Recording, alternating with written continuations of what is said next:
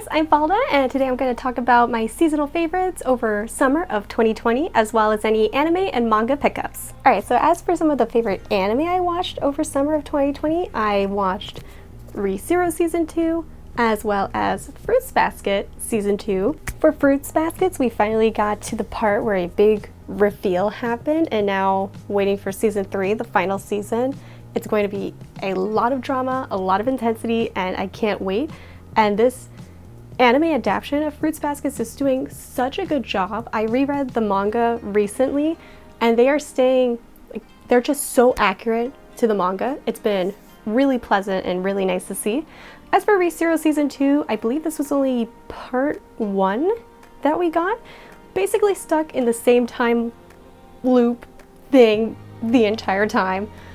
However, the ending message for Re:Zero Season 2 had this whole message about learning to love yourself and not to sell yourself short kind of thing, and to rely on others and not to put everything on you. And I thought that was a really great message for it to end with after all the suffering that this season of Re:Zero basically put us through. So yeah, those were basically my two favorite animes over the summer of 2020. And now let's get over to the manga pickup portion of this video. Alright, so I'm going to start off with the anime that I picked up. So first up, I picked up Golden Time over here, which is still in its casing, so there's quite a bit of reflection. So with Golden Time, it's about older characters in college and law school. There's some love triangles going on, lots of drama, but it's a really nice watch. And then over here I have Tamako Market, which is a really cute KyoAni series. And I bought the complete series so that I could rewatch it because I have Tamako Love Story, but I haven't been able to watch it yet because I don't really remember much of what happens in Tamako Market. So I'm going to rewatch that first, that way I can finally watch the movie. And then last on the anime pickup is Attack on Titan Season 3 Part 1. And moving on to the manga. So I have Full Metal Alchemist Volumes 5, 6, 8, and 9. I picked up 7 a long time ago before these volumes. And the Full Metal Alchemist hardcover editions are they're super nice. The page quality is great. And also, they have colored pages as well, as you can see right there. So the pages that normally would have appeared as color in the magazines, you actually get in these editions. So that's super nice. I got these on sale at Right Stuff while they were having a Full Metal Alchemist sale. And then up here, I have Everyone's Getting Married, Volumes 4, 7, 8, and 9. I can't continue reading after 4 because obviously I'm missing Volumes 5 and 6. And then I got The Earl and the Fairy, Volumes 3 and Volumes 4, and that completes the series, so I'm looking forward to finishing it. Down here I have Sailor Moon Eternal Edition, Volume 4. Now, for anybody who's interested in picking up this series, I do have to warn you about this flap. So this is a very big volume of manga. Look at this. So compared to that, it's huge. It's pretty difficult to read because of how big these volumes are. They are pretty, they're holographic, and they do have colored pages as well. But you have to be careful while reading because of these flaps. The material that the covers are made with are so impressionable that if you're holding this manga, let's say you have your hand like this and your hand on the other side, you're just reading like normal. If you put too much pressure, right around here, you can accidentally indent your manga. So you have to be pretty careful while you're reading this because of this flap. And in that case, I really wish they would have just made this hardcover. They're expensive volumes anyway. And if you're gonna make a collector's editions, I think all collector's editions should be hardcovers, to be quite honest. It just makes them nicer quality, makes them easier to read, and it makes it so that you don't have to worry about messing up the beautiful copy of manga that you just bought. Okay, up here I have Children of the Whales Volume 14, which unfortunately I cannot read because I have missing volumes between 11 and 14, but still, it looks pretty. As always, Children of the Whales has very pretty art. Black Butler, Volume 28, I believe we are at the climax of the season because things are getting really intense. There's a lot of drama that's happening right now. Alright, and then last over here for my pickups, I have Demon Slayer. I have volumes 1 to 13. And then on the side over here is The Way of the House Husbands, volumes 1 to 3, which is a really funny series about an ex-Yakuza member who becomes a house husband, and it's just, there's a lot of comedy in it. If you just want something fun to read, you don't have to put a lot of thought into it. It's just a comedy series, it's really nice. But I got both The Way of the House Husband and all of Demon Slayer on a Rights Desk sale. They were doing these bundle sales that they were having. So I got all of Demon Slayer and then the first 3 volumes of The Way of the House Husband. So for Demon Slayer, here's volumes 1, 2, 3, volumes 4, 5, 6, 7, 8, and then volumes 9, all the way over to volume 13. And that is all I have of Demon Slayer so far. And this is all for the manga that I picked up during the summer months. And anime. The few anime that I picked up. Okay, this second part of this video here is gonna be a little bit different, only because I don't necessarily consider these pickups so much as these mangas came into my possession. And this isn't even all of them. There's more. It's gonna take a little bit of time to get through all of these. But these were some of the shorter series that I just laid out here. But what I mean by that is that unfortunately one of my best friends passed away a month ago, and so these were a lot of the manga that she had in her collection. And when I say she was the queen of manga, I sincerely do mean that. Going through her stuff, she had well over like 2,000 volumes of manga. It was quite impressive. So for this section of the video, I consider this more of these mangas came into my possession. I didn't pick them up, but they will become a part of my collection now. And I will continue to love and cherish them as my friend had loved and cherished her manga, because she took really good care of her manga, and I'm excited to read a lot of the stuff that she was really into. Okay, so first up here is Hetalia. Hetalia was extremely popular back in the day, probably like 10 years ago or so. I don't know how well this series would do in today's environment, because it is a series that does stereotype a lot of countries. All of these characters are personified countries here. So for example, for America, since I am American, they portray him as being, you know, the hero. He's very loud, kind of gets portrayed as being stupid at times, but also incredibly strong. And he's usually always seen stuffing hamburgers in his face. And I mean, it's not wrong. It's not like that stereotype is entirely out there. And I love it. I love how America is portrayed. I think it's awesome. And this series cracks me up. So I tend to forget that Hetalia actually has a manga. I'm so used to it being a webcomic. But it looks like this was by Tokyopop. So I don't know how many volumes were actually released, but these are 6 volumes right here. And just look at how the art changed from the first 2 volumes. And then in volume 3, it gets such an improvement with the art here. And then what also is really interesting is the page quality, because the first two volumes look like this with pages, and the rest of them get glossy covers and the pages are like pure white. So I thought that was very interesting. Maybe it's because Hetalia was doing really well and they wanted to make sure the picture quality for the pages was really nicely done. I don't know, but I'm looking forward to reading Hetalia again. It's been a really long time, so I'm looking forward to that. Up here I have Cheese Sweet Home, and it looks like these are collections of this. I don't know if this is the complete series. I'll have to look it up later. But this is a children's manga actually. So it's about this cat, and it's fully covered. So it's all colored pages and everything. But it looks like a really cute read. My friend really loved cats, so there's more cat manga as we make our way over here. So this series is called Plum Crazy, which is from the synopsis based on this cat.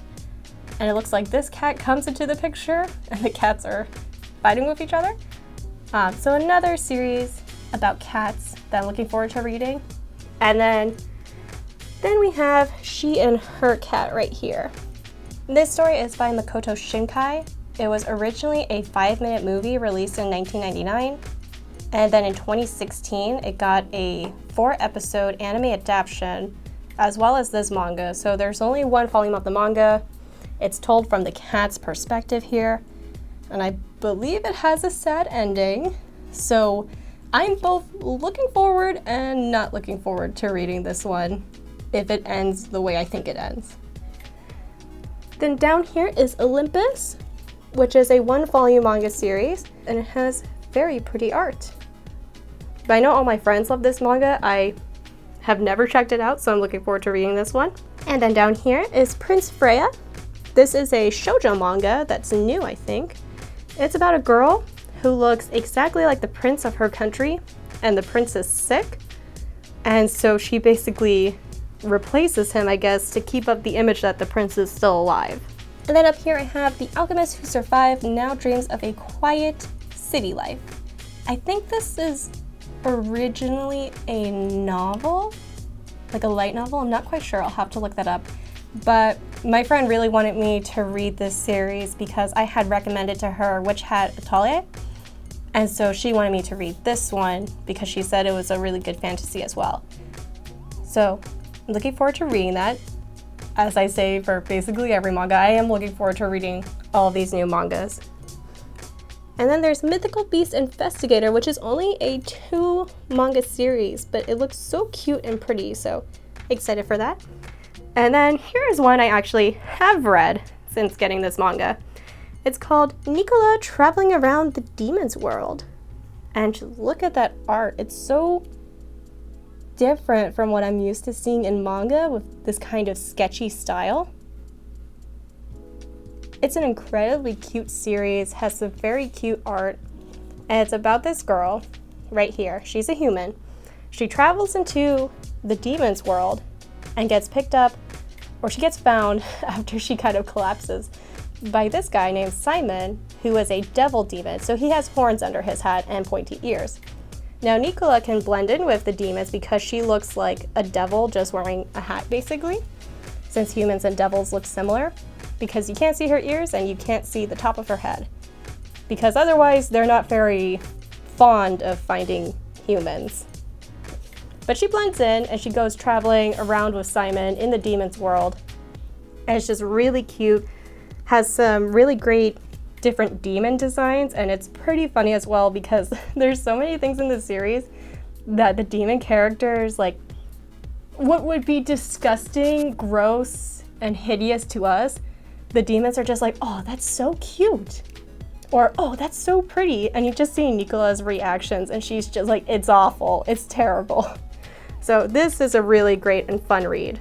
Up here I have Honey So Sweet, 1, 2, 3, and 5. Couldn't find volume 4. I don't know what this is about except for the fact that it is a shoujo manga. And then down here I have a manga that I actually read online before it ever got picked up officially translated. It's called The Young Master's Revenge. It's about this guy and this girl who, when they were younger, she was a rich girl and his family wasn't rich, but she basically got him into trouble a lot and some embarrassing situations, and now that they're both older, the situation has been flipped. Her family has gone bankrupt and his family's business is booming. So he comes back in hopes that he can make her fall in love with him and then break her heart because he wants to get revenge on her. Here we have The 7 Princes of the Thousand-Year Labyrinth. This is another series that I read a long time ago before it ever got translated, but I didn't finish any of it. I just know it's about fantasy, I want to say.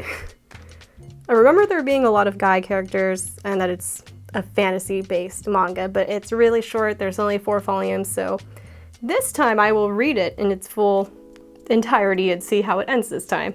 Down here I have The Promised Neverland, volumes 1 through 4, and I would tell you what it's about and give you a synopsis, but I can't really give you a synopsis without spoiling the whole story. Just kind of think of the name Neverland and an orphanage full of kids. It is horror, so there's a lot of horror stuff happening in this. If you like horror, then this is probably a series you would probably enjoy. But I watched the first season anime of it, and I'm looking forward to the next season. I have heard some people say that the later volumes get a little weird. Not quite sure what that means, since I haven't made it past the first season of the anime, but I'm gonna continue collecting it and see how it goes. And then up here is another manga I read online, and then it got officially translated. So I have Love Me, Love Me Not, the first 3 volumes here. It is a shoujo manga, and it's basically, I guess, what you would call a love square, because you have the 2 girls, and then you have this guy, and there's like a love square going on between them. And then over here, I have Devils and Realist, the first 6 volumes of it, which is about demons, angels, God, I think. Just a lot of demons and angels in this, but I remember it being a pretty interesting series. But I only watched the anime of it, so this will be my first time checking out the manga. And then the last that I could fit on my table here was the case study of Vanitas Volumes 3 and Volumes 5. This is such a pretty series because it's by the same person who made Pandora Hearts, Jun Mochizuki, one of my favorite mangakas. Her art style is just, it's absolutely gorgeous. And like starting off this series, since this is her new series, it's gonna start off with the same gorgeous art style that Pandora Hearts ended with, because when you read Pandora Hearts, you can see just how dramatically her art like skyrockets and improves. Not that it wasn't gorgeous before, but it just gets better. And all of this is super pretty. It's about vampires in Paris. Alright everyone, to finish off the rest of the manga here, there's just so much of it that I thought it would be better to just kind of stack them up and then just kind of close up in on them, if you will, to show what they are, because there's a lot of it, and if I put them all out on the table, we're gonna be here for a very long time, and I don't want to make this video too long. So I will start over here with Otomen. This is a series that my friend really loved, and she wanted me to read it. So this is the complete collection at volume 18 here. It's an older series. It's by the same person who made this next series right here, Requiem of the Rose King, and you can just see how the art style really improved from Otomen to Requiem of the Rose King. And it is 18 volumes. And from what I remember, based on the first volume alone, there's also a guy who writes manga who uses the main character and the female lead as like the basis for his characters, but opposite. So he's like the basis of the female lead in the manga, and the girl's like the basis of the male lead in the manga. And so everything that they do in real life, the guy basically translates into a romantic manga, which is really cute. And Requiem of the Rose King here is about the Yorks and Lancasters in the War of the Roses. So very pretty art. I don't believe it's complete. I think it's still ongoing, but there's 12 volumes so far. At least 12 volumes that I have. And then next here I have The Ancient Magus Bride, which I was surprised to learn that this is actually classified as a shonen. Did not expect that because it seems very shoujo-like. But if you watch the anime of this, the anime is so pretty. Then over here I have Sacrificial Princess and the King of Beasts. I had the first 2 volumes already. This is volumes 3 up till volume 10, and look at those spines. Like, the spines are so colorful and gorgeous. Just really beautiful spines right there. And over here I have the Demon Prince of the Momochi House, which when I first saw this, the guy, appearance-wise, reminds me of Tomoe from Kami-sama. But I'm not sure if this series is done or not, but there's 15 volumes, and again, beautiful, colorful spines here. But it is a shoujo, so I'm sure there's romance in this. Over here I have Bunko Stray Dogs, volumes 1 to 13. Missing volume 8 though. I already had volumes 1 and 13, but now I have more of the story, so I can actually start reading it. And then right here, I have Monthly Girls no Saki-kun. If you've seen the anime of the anime is so funny. This guy right here, he writes and draws manga, but he's drawing shoujo manga. And it's just so funny because his art's like so cute and everything, and you wouldn't expect him to be the type of character to write shoujo manga, but he is. And there's just like a lot of comedy that's in this series, so excited to read the manga of it since I've never read it before. And it's up to 11 volumes, that's right here.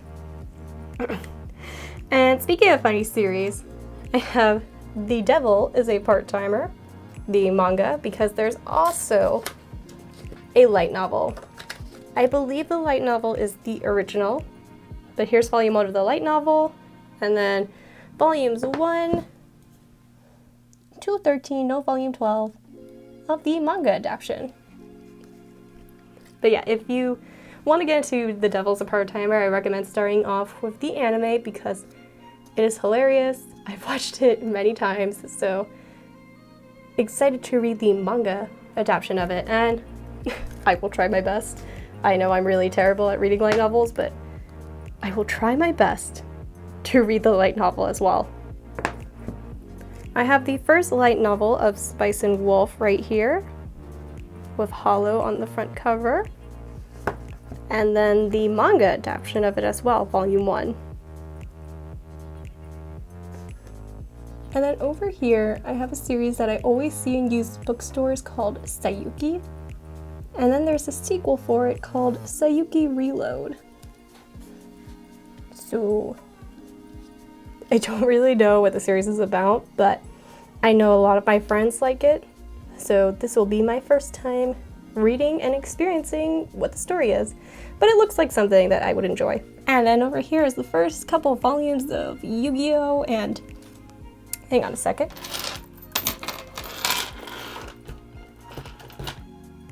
Okay, there we go. Now it's better. Now it has the Millennium Puzzle on it. Okay, and then over here is a lot of One Piece.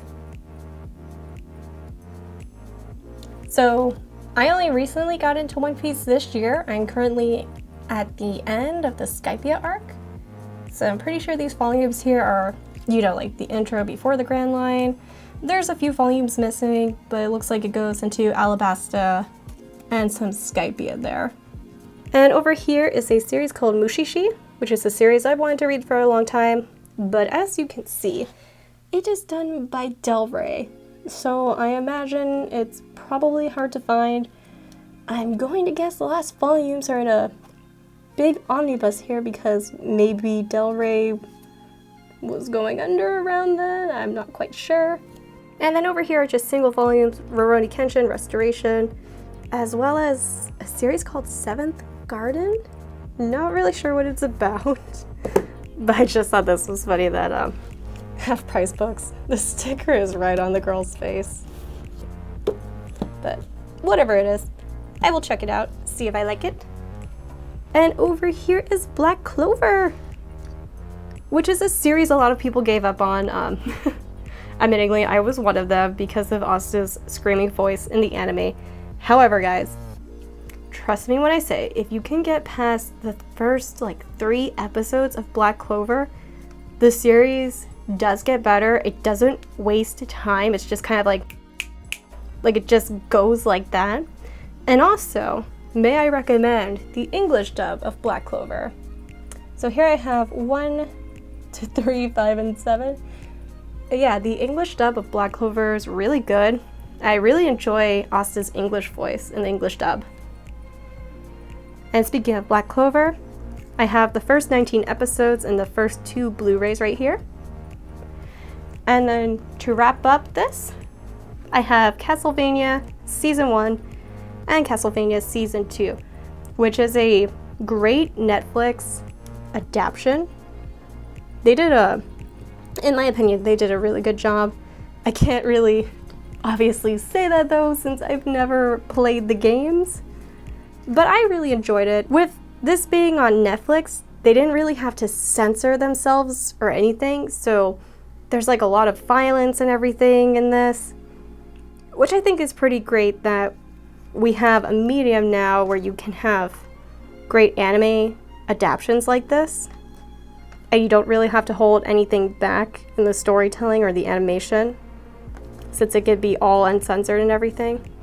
So if you're not good with violence and stuff, I wouldn't recommend it, but if you do like those kinds of like gory and dark series, then I do recommend checking out Castlevania, because it's pretty great.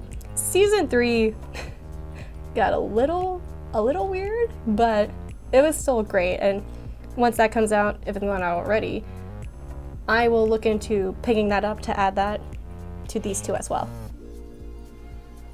Alright guys, so I actually do have a figure pickup for this season, and that's going to be Coco from Witch Hat Atelier.